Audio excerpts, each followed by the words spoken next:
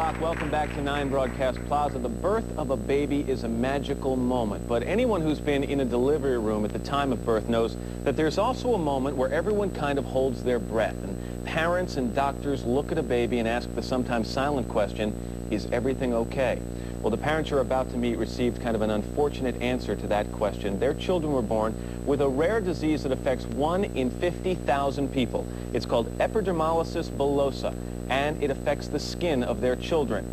They either have no skin or little skin in certain parts of their body, or skin that simply blisters or scars for no apparent reason. Joining us now are Jim and Terry Valvano and their son Vinny, and Diane Rollison and her son Zachary. Welcome them to 9 Broadcast Plaza.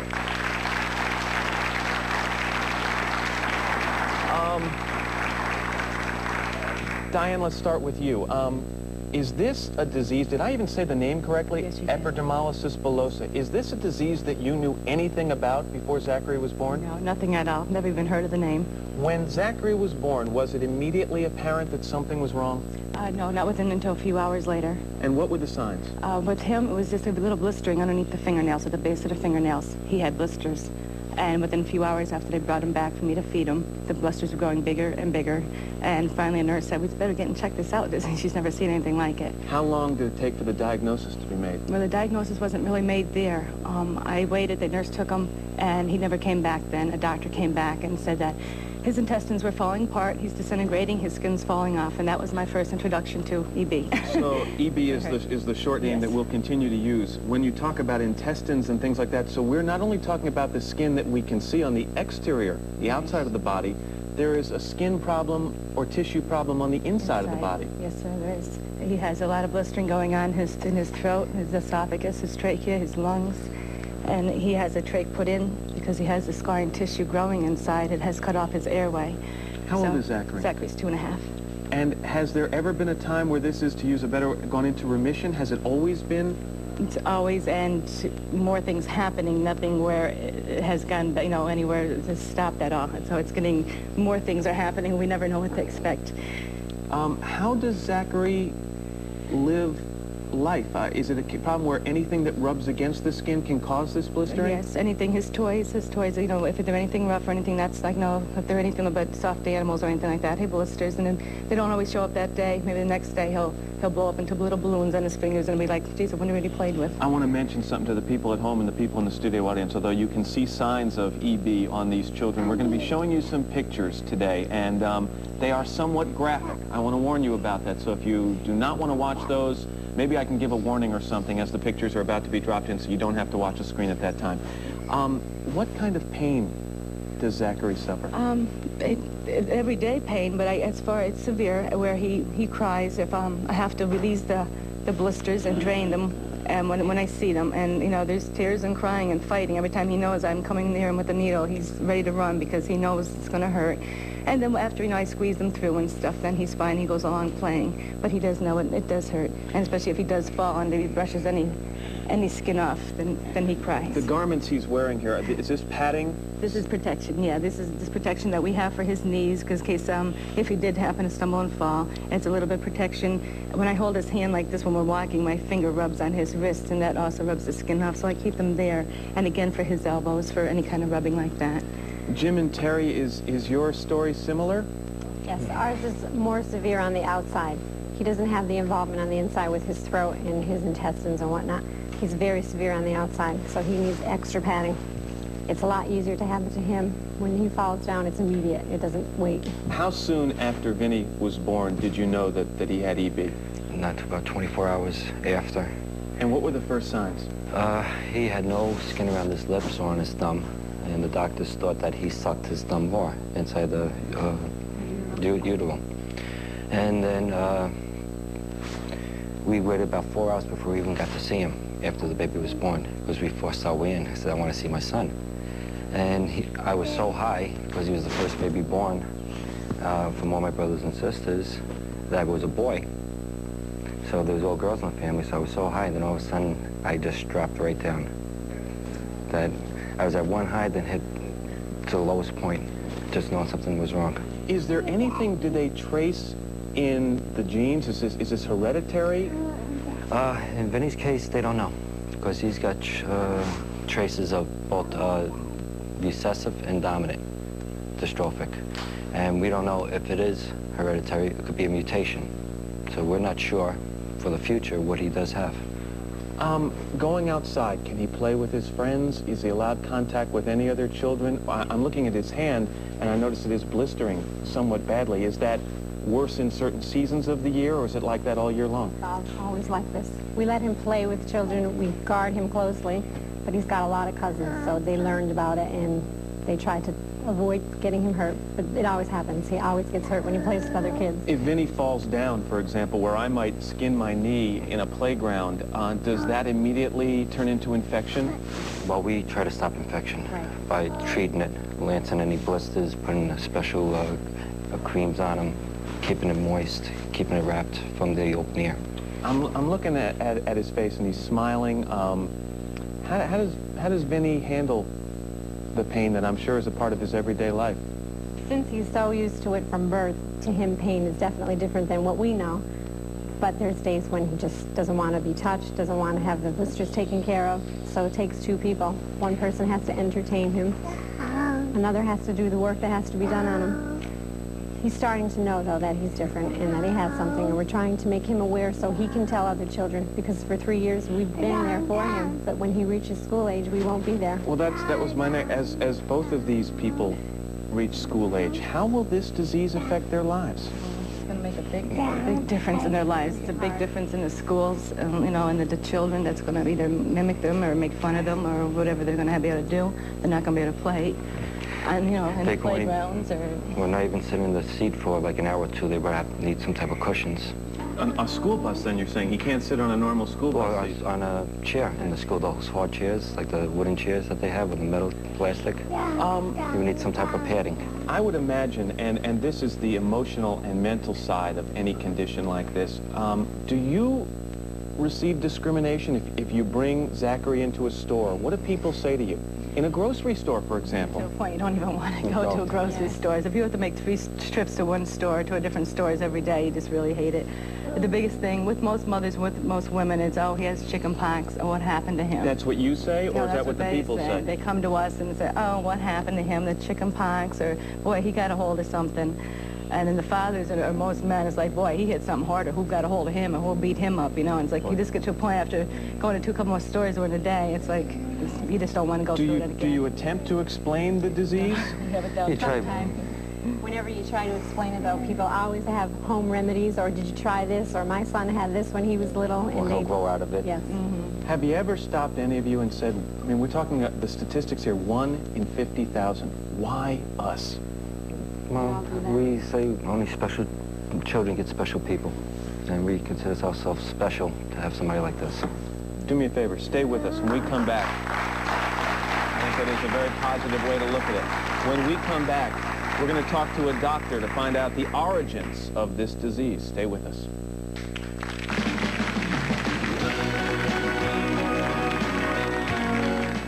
On the next Cosby Show, Theo butchers a Thanksgiving tradition. Car, not hat. And Cliff Beer's foul play. Let me explain to you how you should slice a turkey. Why are you talking like that? I had no idea. We're talking turkey on The Cosby Show. Tonight at 7, right here on Channel 9. Meanwhile, the Tokyo stock market fell off. Morning. Coffee's made, cat's fed. It's all yours. I need to watch the weather. Sister has a game this afternoon. You want to see the umbrella? I know where it is. Underneath, certainly, because it's a chilly rain in some. Whoever you are, whatever you're doing, cable is there for you. Did you win? Yep, we lost. But I scored a goal. Wasn't a total loss then. Oh, Jennings. Pat. Cable, it's what you want, when you want it. Hey, whoa, one at a time. But my movie's on HBO. Just leave it then. I still have homework. You're not the only one. I'll finish up. But the green chair's mine. Cable, it's part of life. Honey, it's 1 in the morning. I'm all yours. It's time you had it. Thinking about buying a car? From Ford to Ferrari, U.S. Sales can tell you where to find cars, trucks, and vans in good condition right now for as little as $100. Just call 1-800-US-SALES and find out where to buy cars for as low as $100. Cars repossessed by banks, confiscated, or used by government agents are being sold today and every day nearby for as little as $100. Call 1-800-US-SALES now to find out where. 1-800-US-SALES and ask about a membership subscription. If you own a home, check out Statewide Capital. We'll be glad to show you how to get a personalized, custom-tailored home equity loan that meets your special needs at excellent rates that are fixed for up to 15 years with fast approvals and no prepayment penalties. Borrow $10,000 to $250,000 or more. Simply call our toll-free number, 1-800-DIAL-CASH. That's 1-800-DIAL-CASH. Hello, Statewide Capital.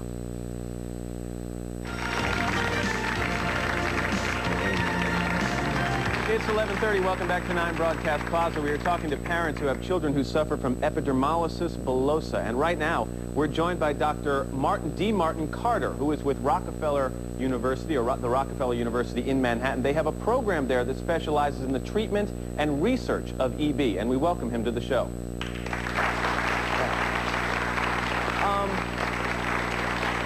Dr. Carter, I asked before, is this traceable to the parents? Is there any evidence that this is passed down from parents to children? Yes, there's a lot of evidence that the disease is inherited, but in some families there is no previous knowledge of the disease, and therefore we rely on the clinical picture and lumping information with what we know about others. It's a very common story with all the rare diseases that we very often are unprepared for what occurs. I'm going to ask you another question. As you speak, though, we're going to be showing the pictures I talked about before. Again, they're graphic. If you don't want to watch, don't watch right now. But, Doctor, is there any indication that these parents, if they have other children, that those children will also be affected with EB? Well, yes, it depends on the type. There are really 17 forms of EB. And each one is different in its clinical picture, and there are different forms of inheritance. The simplex kinds are caused by blistering within the epidermis, the outermost layer of the skin. The junctional forms, which affects others, occur between the layers, and the scarring forms occur under the epidermis. Does the simplex form, though, lead to the more severe types, or are they completely different? So if a parent notices on an infant that there is blistering for no apparent reason, what exactly should they look for, and what should they be aware of? Well, the only way you can really make the diagnosis is with the help of a professional, I think. But blistering in the skin is important because this is a warning sign that minor trauma may cause this kind of easy wounding on the skin.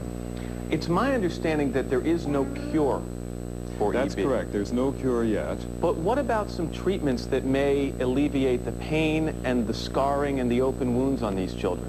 Well, there's been great progress in understanding how to deal with wound healing, and all of these children here and some who are in the audience have helped us and others in trying to make that progress that actually benefits everybody. But the wound healing story with regard to new dressings with topical antibiotics and other medications is terribly important in the case of each of these youngsters. I read somewhere that they're actually, or you may be even experimenting with growing skin in a bottle or in a jar that could then be applied to these children? Oh yes, we have done that actually with one of the forms very successfully, the junctional form, in repairing the chronic wounds and enabling children again to be out in public. But an ordinary skin graft operation, wouldn't surgery itself be a problem for these young people? Yes, it is, but very often it's necessary to correct the deformities of the hands or to perhaps enable them to breathe or to swallow better.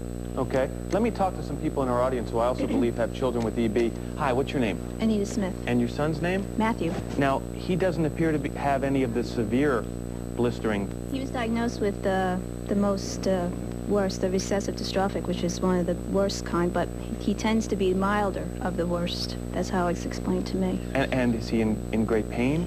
When he blisters, they say it's like a third-degree burn. But it does come and go? Yes. Okay. He suffers more in the summer, though. All right. Hi, what's your name? Kathy Hall. And your daughter's name? This is Michelle, and this is my son, Brian. Now, both have the disease. Yes. Was it immediately apparent at birth? Brian was born with full skin, but then right after it, they put bracelets around his ankles, and then he started blistering, and it's been chronic ever since. Brian, can you tell me, does it hurt constantly? Not really. Only like if you apply pressure to the wound or something. What are the things you simply have to be careful about doing that you can't do? Like playing football, I can't do that because like if you fall down or something, then you get like really hurt, like a really big scrape or a big blister. Have you tried to explain this to your friends? Do they understand? Yeah, most of them do. Some of them, you know, think they're cool and then they make fun of you. The others are okay. But you managed to keep going and keep a good attitude. Yeah. Okay, thank you very much. Doctor, in the next 5 years, 10 years, when are we looking at a possible cure here? Well, it depends on the type. They're all different diseases. We have a large program at Rockefeller where we're trying to register all of the individuals in the United States. There are really 4 other clinical locations around the country where people are being identified. We've identified some, I believe the number now is 1,500 patients with this disorder. Each one is different. And the registry that's maintained at Rockefeller with the help of the Deborah organization, the patient advocacy group, is terribly important in lumping these groups. Let's do this. Let's take a break. We'll come back and wrap up this subject right after these words. Stay with us.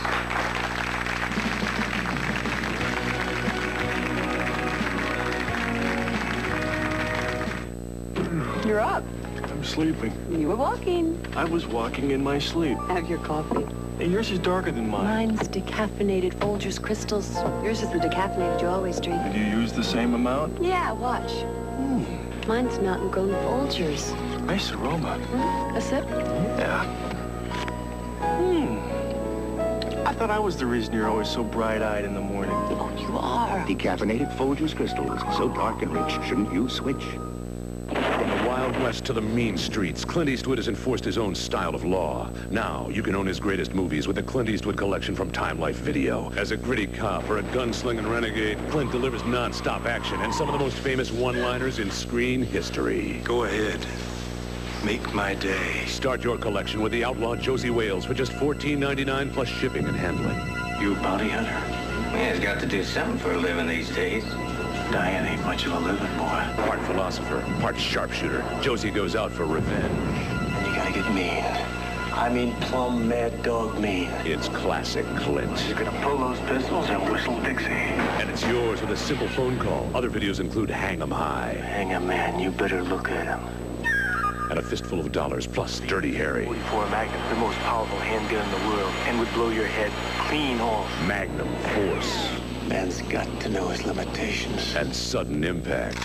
People have a nasty habit of getting dead around you. There's no commitment or minimum number to buy, and you keep only the videos you want. So grab the nearest phone and call us now for the outlaw Josie Wales. From Desperado to Dirty Harry, make the best of Clint part of your video collection.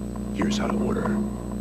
To order your Clint Eastwood video cassette, call 1-800-228-5999 or send just $14.99 plus $3.23 shipping and handling to Clint Eastwood Collection, Grand Central Station, P.O. Box 5294, Department C-125, New York, New York.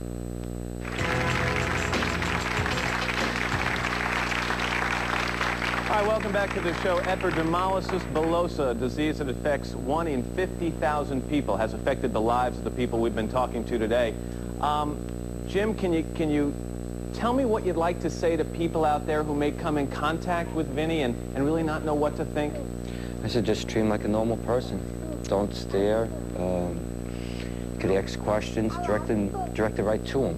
Don't say, well, don't leave him out of the picture. That's what's happening now with us. You mean the inclination is for the people to look away from Vinny and look to you? Right. And he knows what it is, and he can explain a little bit what it is.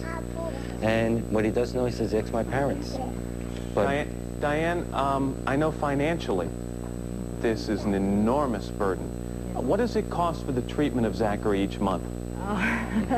That's a figure that we can't even, there's so many different things all the time going on. There's never a set fund.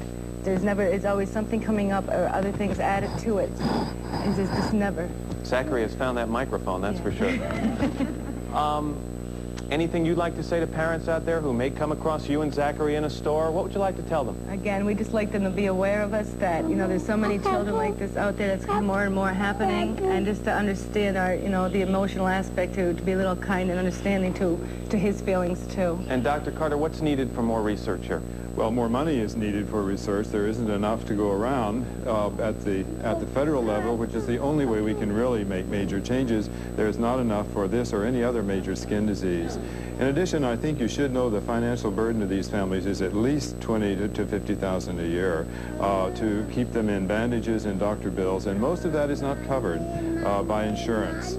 Let me do this. For you people at home, if you want more information on epidermolysis bullosa, you can call the DEBRA. What does DEBRA stand for? Well, it stands for Dystrophic and then EB, Epidermolysis Bullosa Research Association, DEBRA, and they have a very important operation here that will provide information. And their address is 141 5th Avenue, Suite 7S, New York City. The zip code is 10010. And to all of you, we thank you for sharing your stories with us. We're going to take a break. When we come back, Pat Collins will join us, and she'll have her review of RoboCop 2. Stay with us.